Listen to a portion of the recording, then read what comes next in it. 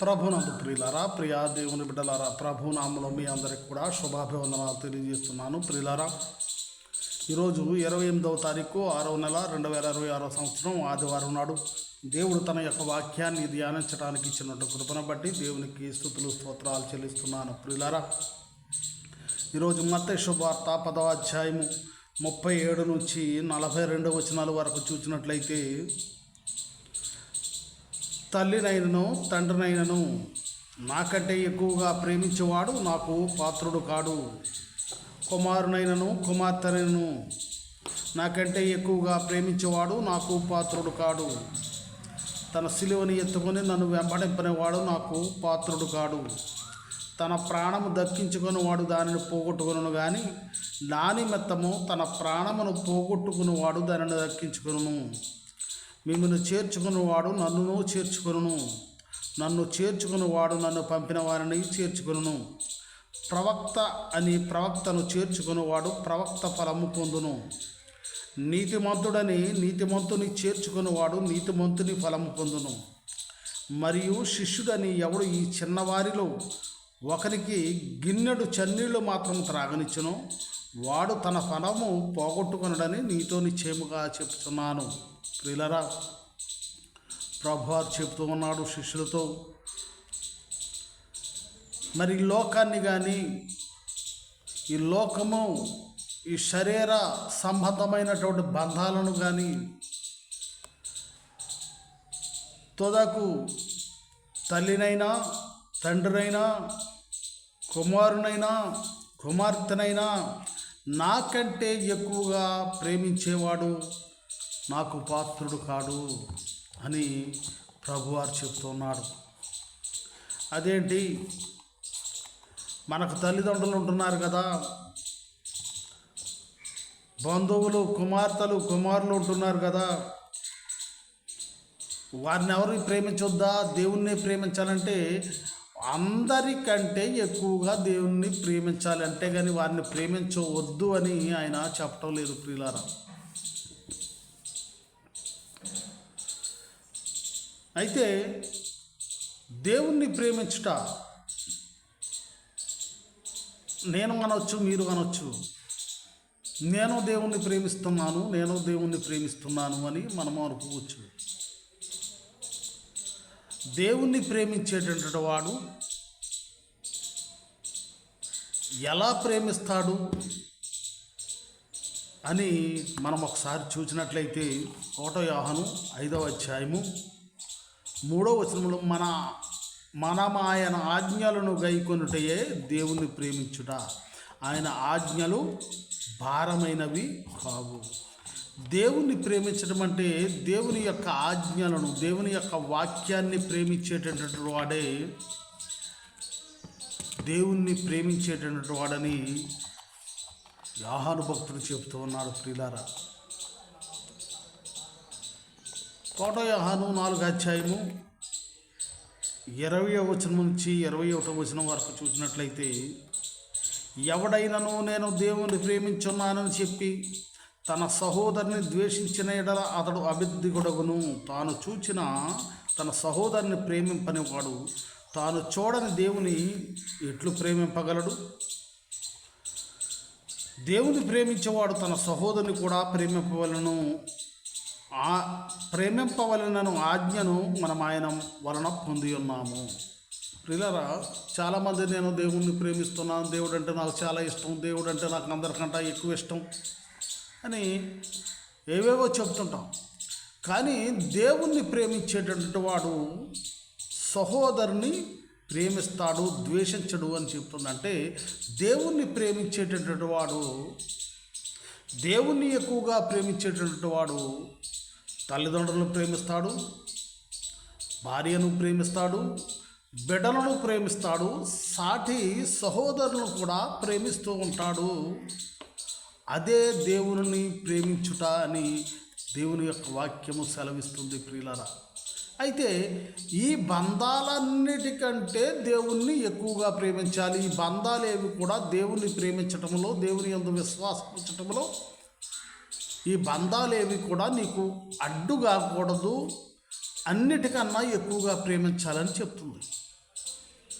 దేవుణ్ణి ప్రేమిస్తున్నాను అని సహోదరుని ద్వేషించేటటువంటి వాడు అబద్ధికుడు అని చెప్తున్నాడు.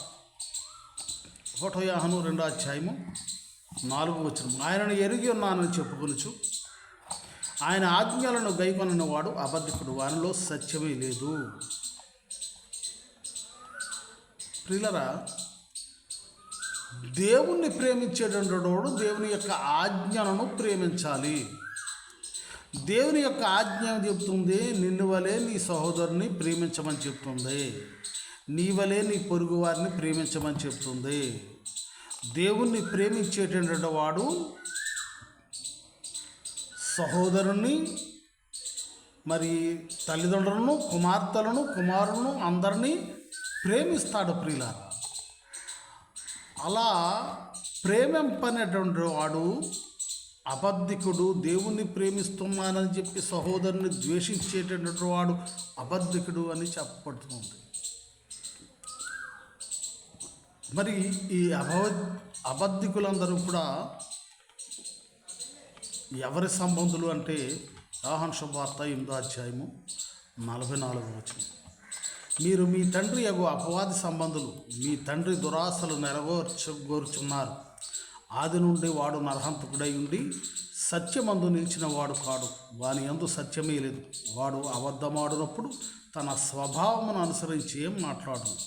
వాడు అబద్ధికుడును అబద్ధమునకు జనకుడునై ఉన్నాడు అని చెప్పబడుతుంది.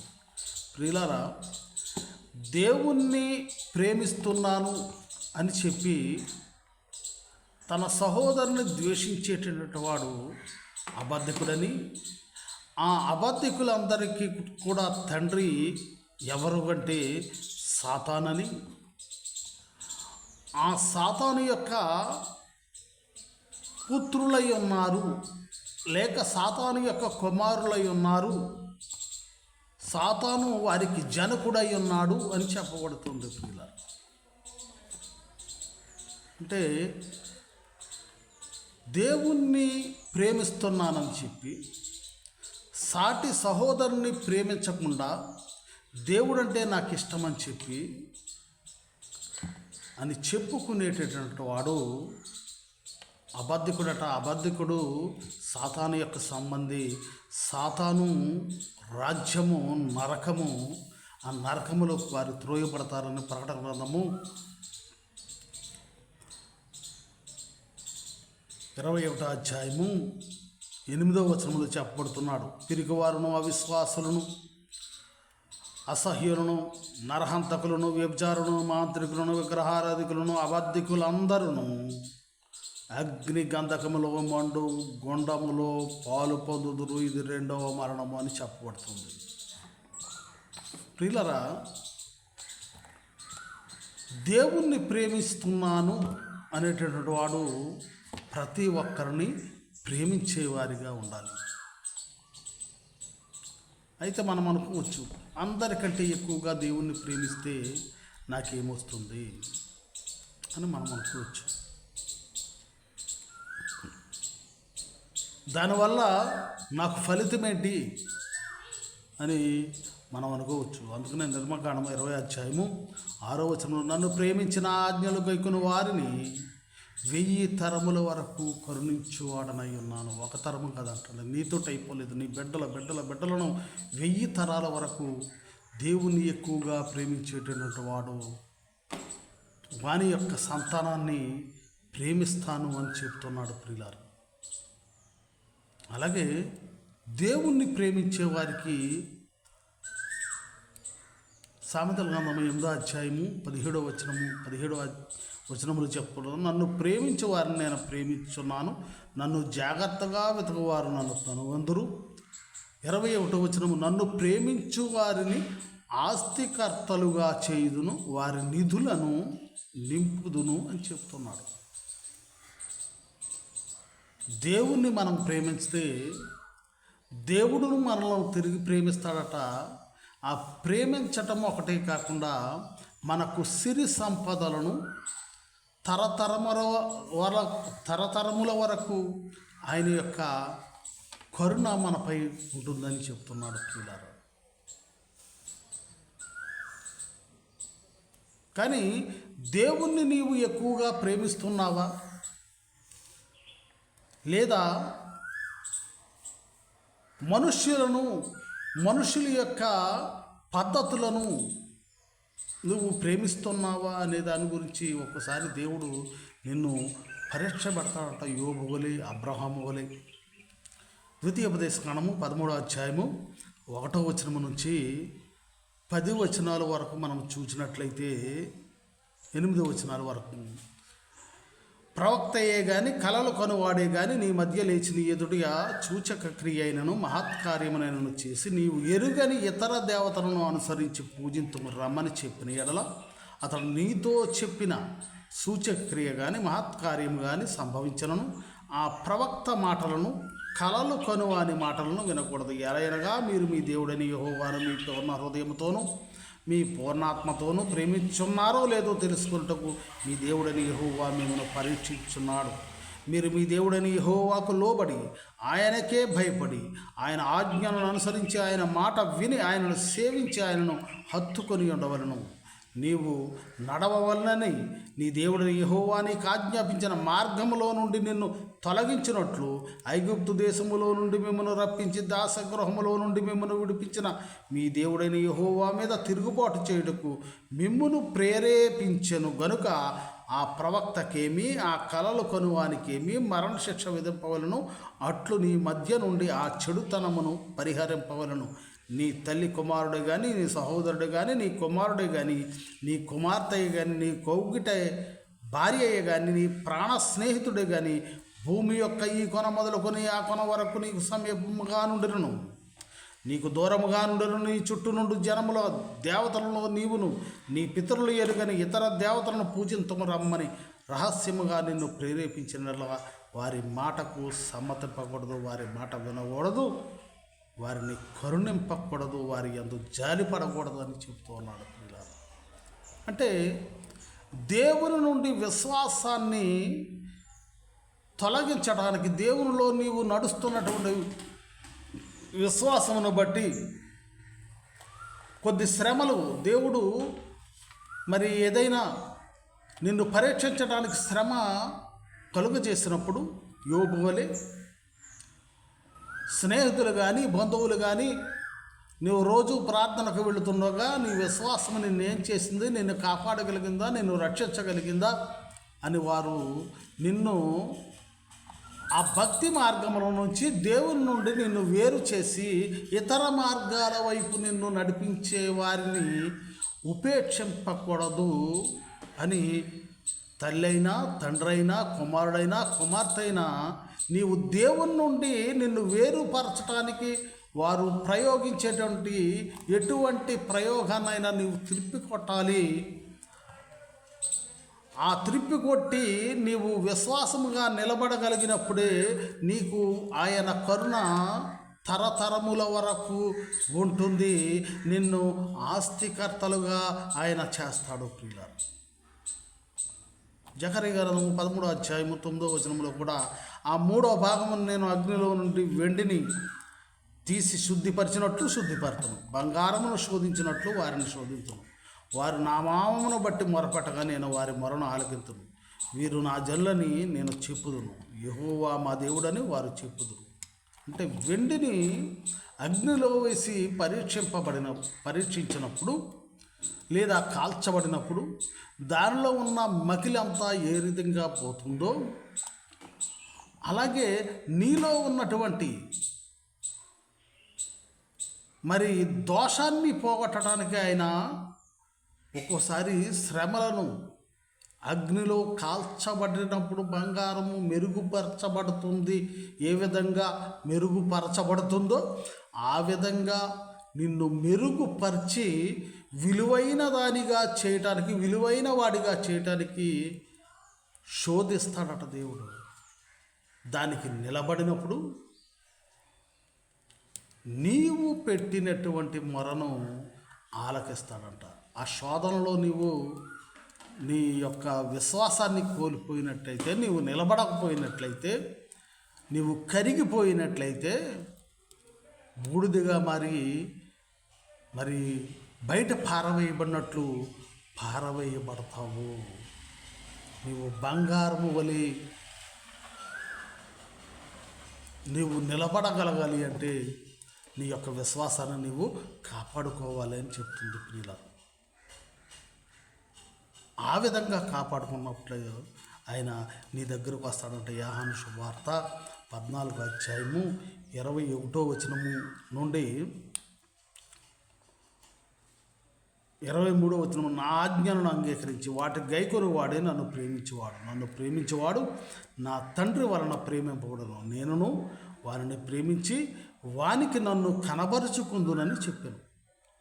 ఇస్కరియోతు యోధా కాని యోధా, ప్రభువా నీవు లోకమునొక్కాక మాకు మాత్రమే నీవు కనపరుచుకొనుటకేమి సంభవించలేని అడుగగా, యేసు ఒకడు నన్ను ప్రేమించిన యెడల వాడు నా మాట గైకొనును, అప్పుడు నా తండ్రి వారిని ప్రేమించును, మేము వాని యొద్దకు వచ్చి వాని యొద్ద నివాసము చేతుము అని చెప్తున్నాం.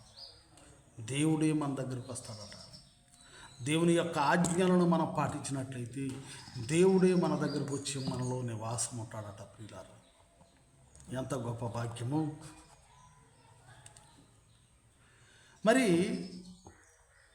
అందుకనే యేసు ప్రభు ద్వారా ఈరోజు మనము మొదటి పట్టణంలో 2వ పట్టణంలో చదివినట్లుగా యేసు క్రీస్తు ద్వారా బాప్తిసం పొందినటువంటి మన అందరం కూడా రోమీలకు రాసిన లేఖ 6వ అధ్యాయము 3, 4 వచనాలు చూసినట్లయితే యేసు క్రీస్తులోనికి బాప్తిసం పొందిన మనందరము ఆయన మరణములోనికి బాప్తిసం పొంది మనం మీరు ఎరుగురా. కాబట్టి తండ్రి మహిమ వలన క్రీస్తు మృతుల్లో నుండి ఎలాగూ లేపబడినే అలాగునే మనమును నూతన జీవము పొందిన వారమై నడుచుకున్నట్లు మనము బాప్తిసము వలన మరణములో పాలు పొందుటకై ఆయనతో కూడా పాతిపెట్టబడుతుంది. మరియు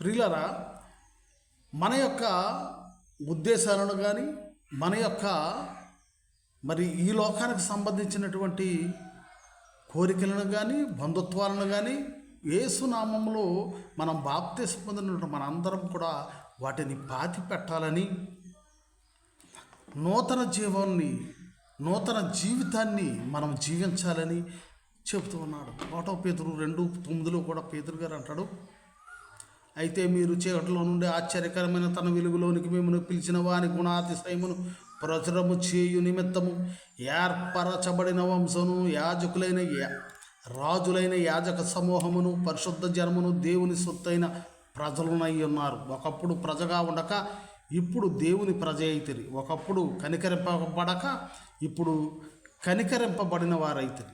ప్రియులారా, మీరు పరదేశులను యాత్రికులై ఉన్నారు కనుక ఆత్మకు విరోధముగా పోరాడు శరీరాశలను విసర్జించి అన్యజనులు మిమ్మల్ని ఏ విషయంలో మార్గులను దూషిస్తారో ఆ విషయంలో వారు మీ సత్క్రియలను చూచి వాటిని బట్టి దర్శన దినమును దేవుని మహింపరచినట్లు వారి మధ్యను మంచి ప్రవర్తన గల వారై ఉండవాలని మిమ్మల్ని బ్రతిమాలుకొనుచున్నాను అని పేతురు గారు చెప్తున్నారు. మనము పరిశుద్ధంగా జీవించాలని, మనము రాజులైనటువంటి యాజక సమూహానికి చెందినటువంటి వారమని, పరిశుద్ధ జనమని, దేవుని సొత్తైన ప్రజలమని పేతురు గారు చెప్తున్నాడు. మరి అందును బట్టి మనము ప్రత్యేకంగా జీవించాలి, దేవుణ్ణే ఎక్కువగా ప్రేమించాలి.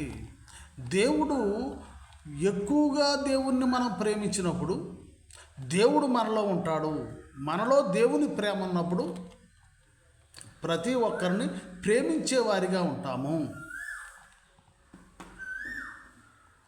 అటువంటప్పుడే దేవుడు తన యొక్క ఆశీర్వాదాలను మనకు తరతరముల వరకు దయచేస్తాడు. అలాగే మనకు సిరి సంపదలను వసుకుతాడు అని వాక్యం చెప్తూ ఉంది. ప్రియులారా,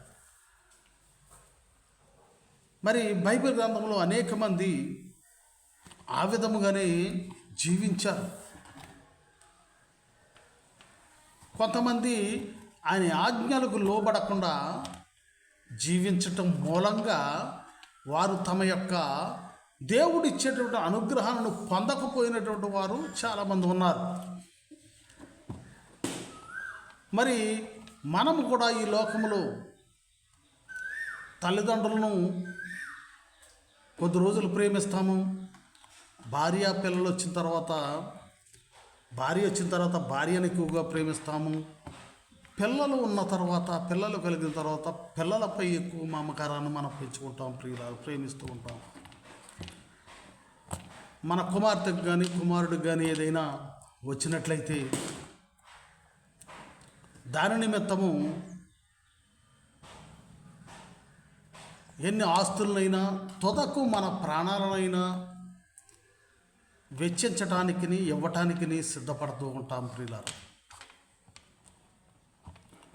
మరి అటువంటిది దేవుడు తనకన్నా ఎక్కువగా, తన ఆజ్ఞల కన్నా ఎక్కువగా ఎవరిని ప్రేమించొద్దు అని చెప్పేటటువంటి దేవుని యొక్క మాటను అనుసరించి మనుష్యుల కంటే, తన కుమారుని కంటే ఎక్కువగా దేవుని యొక్క మాటను, దేవుని యొక్క ఆజ్ఞను పాటించినటువంటి భక్తుడు అబ్రహాము. ఒకసారి చూద్దాం. ఆదికాండము 12వ అధ్యాయము 1వ వచనము నుంచి మనము 4వ వచనము వరకు చూసినట్టయితే, అబ్రహామును దేవుడు పిలిచినప్పుడు అబ్రహాము ఒక వయసు 75 ఏళ్ళు. యెహోవా నీవు లేచి నీ దేశము నుండి, నీ బంధువుల యొద్ద నుండి, నీ తండ్రి ఇంటి నుండి బయలుదేరి నేను నీకు చూపించు దేశమునకు వెళ్ళము. నిన్ను గొప్ప జనముగా చేసి నిన్ను ఆశీర్వదించి నీ నామమును గొప్ప చేయుదును. నీవు ఆశీర్వాదముగా ఉండువు. నిన్ను ఆశీర్వదించు వారిని ఆశీర్వదించేదను, నిన్ను దూషించు వారిని శపించేదను. భూమి యొక్క సమస్త వంశములు నీ యందు ఆశీర్వదింపబడిన అబ్రహాముతో అనగా యెహోవా అతనితో చెప్పిన ప్రకారము అబ్రహాము వెళ్ళెను. లోతు అతనితో కూడా వెళ్ళెను. అబ్రహాము హారాను నుండి బయలుదేరినప్పుడు 75 ఏండ్ల ఈడు గలవాడు. దేవుడు చెప్పాడు, అబ్రహాము బంధువుల కన్నా, తను ఉండేటువంటి పుట్టింటి కన్నా, తన గ్రామానికన్నా దేవుని యొక్క మాట, దేవుని ఎక్కువగా ప్రేమించాడు కనుక, దేవుడు అంటే ఎక్కువగా ఇష్టపడుతున్న వాడు కనుక తన బంధువులను, చుట్టుపక్కలను మొత్తం అందరిని వదిలేసేసి, తన ఆస్తిపాస్తులను అన్నీ వదిలి దేవుడు చెప్పినట్లుగా బయలుదేరి వెళ్ళాడు. అయ్యో నా బంధువులు, అయ్యో నా దేశము, అయ్యో నా గ్రామము, అయ్యో నా ఇల్లు అని అబ్రహాము అనుకోలేదు ప్రియులారా. సరే, దేవుడు చెప్పినటువంటి బాట ప్రకారం బయలుదేరి వెళ్ళాడు. వెళ్ళిన తరువాత, పోనీ నీకు గొప్ప సంతానం ఇస్తాను, ఈ దేశాన్ని, గ్రామాన్ని వదిలేస్తున్నావేమో, నీకు గొప్ప దేశాలను ఇస్తాను, మంచి దేశాన్ని ఇస్తాను, అలాగే నీ పిల్లలను ఇసుక వెళ్ళి విస్తరింపజేస్తానని దేవుడు చెప్పాడు. 1 రోజు, 2 రోజులు, 3 రోజులు, 4 రోజులు, సంవత్సరం, 2 సంవత్సరాలు, 3 సంవత్సరాలు, 4 సంవత్సరాలు, 5 సంవత్సరాలు, 10 సంవత్సరాలు అయింది. పిల్లలు లేరు. మనమైతే ఏమనుకుంటాం, 1 రోజు చూస్తాం, 2 రోజులు, 3 రోజులు. ప్రార్థన చేసినప్పుడు, దేవుడు వాగ్దానం చేసినప్పుడు ఎదురు చూడలేము. కానీ అబ్రహాము 11 సంవత్సరాలు ఎదురు చూచాడు ప్రియులారా. చూచినా అతని భార్యకు నమ్మకం లేక, దేవుడు ఏదో చెప్పాడు కానీ మనకైతే పిల్లలు లేరు అని చెప్పి, ఆదికాండము 16వ అధ్యాయము 1వ వచనం నుంచి, అబ్రహాము భార్య అయిన శారయ్య అతనికి పిల్లలు కనలేదు. ఆమెకు హాగరు అను ఐగుప్తురాలైన దాసి ఉండదు. కాగా శారయ్య, ఇదిగో నేను పిల్లలు కనకుండా యెహోవా చేసి ఉన్నాడు, నీవు దయచేసి నా దాసితో పొమ్ము, ఒకవేళ ఆమె వలన నాకు సంతానము కలగవచ్చునని అబ్రహాముతో చెప్పును. అబ్రహాము సారా మాట విను. అబ్రహాము కనాను దేశములో 10 ఏండ్లు కాపురం ఉన్న తరువాత అబ్రహాము భార్య అయిన శారై తన దాసి అయిన హాగరను ఐగుప్తురాలను తీసుకొని తన పరిముడైన అబ్రహామునకు భార్యగా ఉంటున్నట్లు అతనికి ఇచ్చాను. ప్రియులారా, 10 సంవత్సరాలు పోయిన తర్వాత హాగరు ద్వారా 11వ సంవత్సరంలో మరి మనము చూడవచ్చు, 11వ సంవత్సరంలో అతనికి పిల్లలు పుట్టినట్లుగా చూడవచ్చు. 15వ వచనము, తరువాత హాగరు అబ్రహామును కుమారుని కనును. అబ్రహాము హాగరు కనిన తన కుమారునికి ఇష్మాయిలను పేరు పెట్టెను. హాగరు అబ్రహామునికి ఇష్మాయిలను కన్నప్పుడు అబ్రహాము 86 ఏండ్లవాడు. 75 సంవత్సరాలప్పుడు పిలిచి నిన్ను గొప్పని చేస్తానంటే 11 సంవత్సరాల తర్వాత ఒక పిల్లవాడిని ఇష్మాయిల్ని ఇచ్చాడు దాసి ద్వారా. మరలా దేవుడు దాసి కుమారుడు నీ కుమారుడు కాదు, షారాను నేను దీవిస్తాను అని చెప్పి షారాకు ఆదికాండం 17 వచనంలో, మరియు దేవుడు నీ భార్య అయిన షారాయి పేరు షారాయి అనవద్దు, ఎలా అనగా ఆమె పేరు షారా. నేను ఆమెను ఆశీర్వదించి ఆమె వలన నీ కుమారుని కొలుగు చేసేదను. నేను ఆమెను ఆశీర్వదించేదను. ఆమె జనములకు తల్లి అయ్యుండును.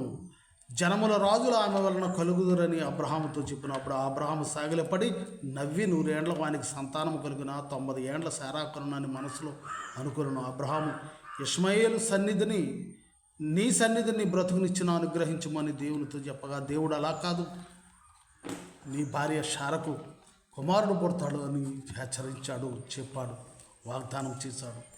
అలా ఆదికాండం 21 వచనం నుండి మనం చూసినట్లయితే షారా మరి 100 ఏండ్ల ప్రాయంలో, అబ్రహాముకు 100 ఏండ్ల ప్రాయంలో ఇస్సాకును కంది దేవుడు చెప్పినట్లుగా. మరి 100 సంవత్సరాలు పోయిన తర్వాత ఇష్మాయేలును ఇస్సాకు మరి వారిద్దరూ కలిసి ఆడుకొనిచుండగా మరి షారా ఇష్మాయేలును వెళ్ళగొట్టమని అబ్రహాముతో చెప్పినప్పుడు మరి దేవుడు అబ్రహాముతో చెప్తున్నాడు, ఇష్మాయేలును వెళ్ళగొట్టు, ఇస్సాకును నేను దీవిస్తాను అని అంటే అబ్రహాము దేవుడు చెప్పినట్లుగా ఇష్మాయేలు మీద ఎంతో ప్రేమ ఉన్నా కానీ దేవుడు చెప్పినట్లుగా దేవుని మాటను అంగీకరించి ఇష్మాయేలును వెళ్ళగొడతాడు. అంతేకాకుండా మరి ఇస్సాకు 15 సంవత్సరాల ప్రాయము సుమారుగా వచ్చిన తర్వాత ఇస్సాకును బలిగా ఇమ్మన్నప్పుడు ఇస్సాకును బలిగా ఇవ్వటానికి సిద్ధపడతాడు. ప్రియులారా, అంటే దేవుడు ఏం చెబితే అది చేశాడు. అది పుత్రులనైనా వదులుకోమంటే వదులుకున్నాడు, బలి ఇవ్వమంటే బలి ఇవ్వటానికి సిద్ధపడ్డాడు. అంటే దేవుని ఎక్కువగా ప్రేమించినటువంటి వాడు దేవుని యొక్క మాటను విశ్వసిస్తాడు. బంధువులను విడిచిపెట్టాడు, స్వగ్రామాన్ని వదిలిపెట్టాడు, దేశాన్ని వదిలిపెట్టాడు. అలాగే తనకు పుట్టినటువంటి తొలి బిడ్డ ఇష్మాయేలును వదిలిపెట్టాడు. మలి బిడ్డ అయినటువంటి షారాకు జన్మించిన బిడ్డను ఇస్సాకును దేవుని మాట చొప్పున బలి ఇవ్వటానికి సిద్ధపడ్డాడు. ప్రియులారా, అందువలననే దేవుడు అబ్రహామును పరిశోధించినట్లుగా ఆదికాండం 22 వచనంలో మనం చూడవచ్చు. ప్రియులారా, మరి అందువలన ఆ పరీక్షలో దేవుని పెట్టినటువంటి పరీక్షలో అబ్రహాము గెలిచాడు కనుక తన విశ్వాసాన్ని, తన యొక్క భక్తిని, తన యొక్క మరి కృతజ్ఞతను కాపాడుకున్నాడు కనుక దేవుడు అబ్రహాము యొక్క సంతానాన్ని తరతరముల వరకు దీవించాడు. అబ్రహామును సంపన్నునిగా చేసినట్లుగా మనం చూడవచ్చు. ప్రియ సహోదరి సహోదరుడా, దేవుణ్ణి ప్రేమించడం అంటే దేవుని యొక్క మాటను నెరవేర్చడమే. ఆ మాటను నెరవేర్చేటువంటి క్రమంలో తల్లిదండ్రులే కానీ బిడ్డలే కానీ ఎవరినైనా నీవు త్యజించుకునేవాడిగా నీవు ఉండాలి అబ్రహాము వలె. అప్పుడే అబ్రహాము తరతరములకు పొందినటువంటి దీవెనను నీవు నేను కూడా పొందగలమని, దేవుడు అప్పుడే మనలో నివాసం చేస్తాడని, దేవుని యొక్క రాజ్యములో దేవునితో పాటు మనం కూడా ఉంటామని దేవుని యొక్క వాక్యం సెలవిస్తుంది కనుక అటు విధంగా జీవించుదాం. దేవుడి కొద్ది మాటలు దీవించను గాక. అందరికీ వందనాలు.